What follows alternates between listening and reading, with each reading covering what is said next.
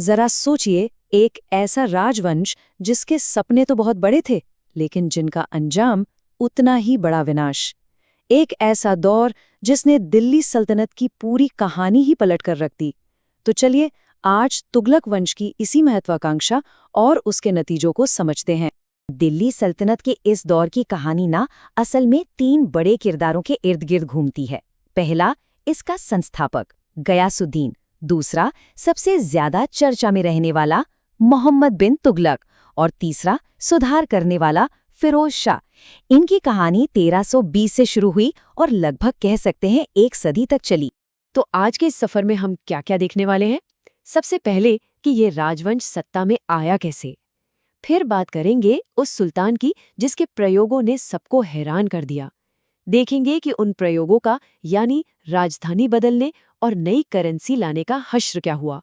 और फिर सुधारों, अकाल और विद्रोहों के दौर से गुजरते हुए आखिर में समझेंगे कि तुगलकों की विरासत क्या थी।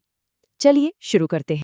तो कहानी की शुरुआत होती है एक नए राजवंश के उदय से, और इसका सेहरा बंधता है गाजी मलिक के सर। तो देखिए, खिलजी वंश का दौर खत्म हो रहा था और इसी उथल-पुथल के बीच 1320 में गाजी मलिक गयासुद्दीन तुगलक के नाम से तख्त पर बैठा और उसने एक ऐसे राजवंश की नींव रखी जिसने सल्तनत के इतिहास को एक बिल्कुल नया मोड़ दे दिया। गयासुद्दीन सिर्फ नाम का सुल्तान नहीं था, उसने आते ही दिल्ली सल्तनत को मजबूत करना शुरू कर दिया।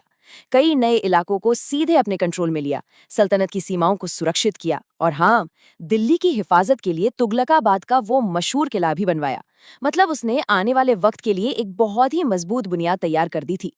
और अब कहानी में एंट्री होती है इस वंश के सबसे, कह सकते हैं, सबसे मशहूर और सबसे ज्यादा विवादित सुल्तान की, मोहम्मद बिन तुगलक। एक ऐसा बादशाह जिसके आइडियाज तो अपने जमाने से मीलों आगे थे, लेकिन उनको लागू करने का तरीका अक्सर तबाही लेकर आता था। और यहीं पे इसकी कहानी का सबसे दिलचस्प पहलू सामने आता है। मतलब एक तरफ उसका विजन देखिए, पूरे उत्तर और दक्षिण भारत को एक करना, करेंसी में नए नए इनोवेशंस लाना, नौकरी जन्म से नहीं बल्कि काबिलियत से देना, सब शानदार आइडियाज थे। लेकिन हकीकत बिल्कुल उल्टी थी। जबरदस्ती लोगों को एक जगह से दूसरी जगह भेजा गया, अर्थव्यवस्था पूरी तरह बैठ गई और पूरे साम्राज्य में बगावतें शुरू हो गईं। लेकिन इतनी नाकामियों के बाद भी उसे सिर्फ एक पागल सुल्तान कहना सही नहीं होगा। वो एक पढ़ा लिखा विद्वान आदमी था। वो मानता था कि राजा भगवान की परछाई होता है, और इसी सोच के साथ उसने धर्म या जाति देखे बिना सिर्फ टैलेंट के आधार पर लोगों को बड़े बड़े पद दिए। और ये भी मानना पड़ेगा कि उसी के दौर में दिल्ली सल्तनत का साम्राज्य सबसे ज्यादा फैला। तो चलिए अब उसके उन 2 बड़े एक्सपेरिमेंट्स की बात करते हैं जिनकी वजह से इतिहास उसे आज भी याद करता है। और ये वो प्रयोग थे जो तबाही लेकर आए। उसका पहला बड़ा दांव, राजधानी बदलना, दिल्ली से दौलताबाद। आइडिया ये था कि दक्षिण भारत पर कंट्रोल बेहतर हो जाएगा, लेकिन तरीका, उसने दिल्ली के सभी बड़े लोगों, अमीरों, उलमाओं, शेखों, सबको हुक्म दिया कि चलो दौलताबाद। जाहिर है, इस जबरदस्ती से सब नाराज हो गए और फिर जल्द ही सुल्तान को अपनी गलती समझ में आई कि अरे, दक्षिण में बैठकर तो उत्तर को संभालना नामुमकिन है। नतीजा, फैसला वापस, सबको वापस दिल्ली चलने का हुक्म मिला। एक ऐसी दिल्ली जो अब तक उजड़ चुकी थी। और फिर आया दूसरा बड़ा एक्सपेरिमेंट, टोकन करेंसी। देखिए, उस जमाने में पूरी दुनिया में चांदी की भारी कमी हो गई थी, तो सुल्तान ने एक जबरदस्त आइडिया निकाला। उसने चांदी के महंगे सिक्कों की जगह तांबे के सस्ते सिक्के चलाए और कहा कि इन दोनों की वैल्यू बराबर मानी जाएगी। मतलब कागज पर तो ये आइडिया कमाल का था, पर इसे लागू करने में एक बहुत बहुत बड़ी गलती हो गई। और वो गलती क्या थी? उस दौर के इतिहासकार बर्नी साफ साफ लिखते हैं कि सुल्तान ने इन नए तांबे के सिक्कों की नकल रोकने का कोई इंतजाम ही नहीं किया। कोई भी उन्हें बना सकता था।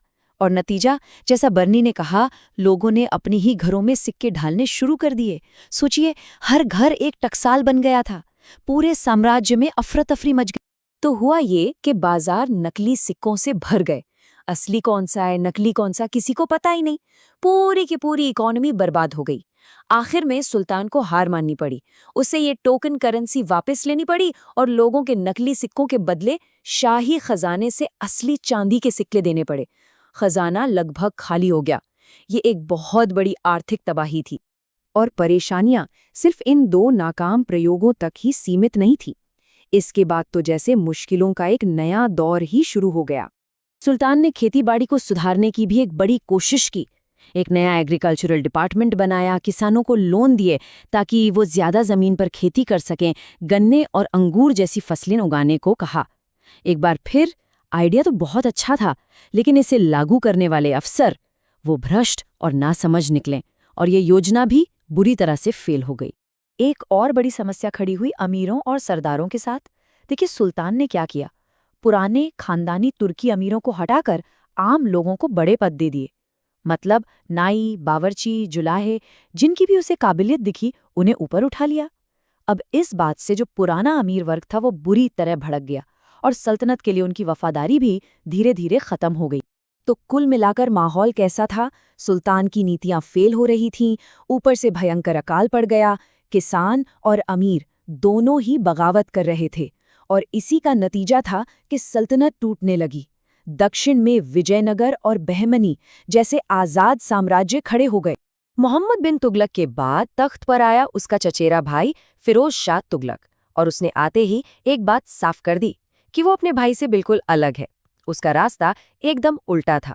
उसका मकसद अब साम्राज्य फैलाना नहीं था, बल्कि जो कुछ बचा खुचा था उसे संभाल कर रखना था।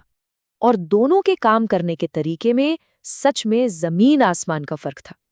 एक तरफ मोहम्मद बिन तुगलक था जो काबिलियत पर जोर देता था, दूसरी तरफ फिरोज शाह जिसने अमीरों को खुश करने के लिए उनके पद वंशानुगत कर दिए, मतलब बाप के बाद बेटा। मोहम्मद सेना को कैश में सैलरी देता था तो फिरोज ने जमीनें बांटनी शुरू कर दी। उसका पूरा फोकस सिर्फ और सिर्फ चीजों को शांत रखने और रूढ़िवादी धर्मगुरुओं को खुश करने पर। लेकिन फिरोज शाह को इतिहास एक महान निर्माता के तौर पर ज्यादा याद रखता है। उसने फिरोजाबाद, फतेहाबाद, जौनपुर जैसे कई नए शहर बसाए, खेती के लिए यमुना और सतलुज से नहरें खुदवाईं, जो एक बहुत बड़ा काम था। उसने चैरिटी के लिए दफ्तर बनाए, मुसाफिरों के लिए सराय बनवाईं। उसका जुनून लड़ाइयां जीतना नहीं बल्कि कुछ बनाना था, कुछ ऐसा जिससे लोगों का भला हो। तो सवाल उठता है कि इतने उतार चढ़ाव के बाद इस तुगलक वंश की असली विरासत क्या रही? देखिए, इतनी सारी गड़बड़ियों और नाकामियों के बावजूद तुगलक वंश ने एक गहरी छाप छोड़ी। भले ही मोहम्मद बिन तुगलक की राजधानी बदलने की योजना फेल हो गई, लेकिन अनजाने में ही उसने उत्तर और दक्षिण भारत के बीच कल्चर और आइडियाज के लेन देन का एक नया रास्ता खोल दिया। और दूसरी तरफ फिरोज शाह की बनवाई नहरों ने आने वाली कई सदियों तक खेती को फायदा पहुंचाया। तो आखिर में सवाल वहीं आ पर रुक जाता है, ये सब एक शानदार महत्वाकांक्षा थी या फिर एक घातक अहंकार? क्या तुगलकों की सोच अपने जमाने से बहुत आगे थी या फिर वो बस जमीनी हकीकत से पूरी तरह कटे हुए थे? तुगलक वंश की कहानी एक बात तो जरूर सिखाती है कि बड़े बड़े सपने देखना ही काफी नहीं होता। अगर उन सपनों को हकीकत में बदलने का सही तरीका और लोगों का भरोसा साथ न हो तो सबसे ऊंची उड़ानें भी जमीन पर आ गिरती हैं।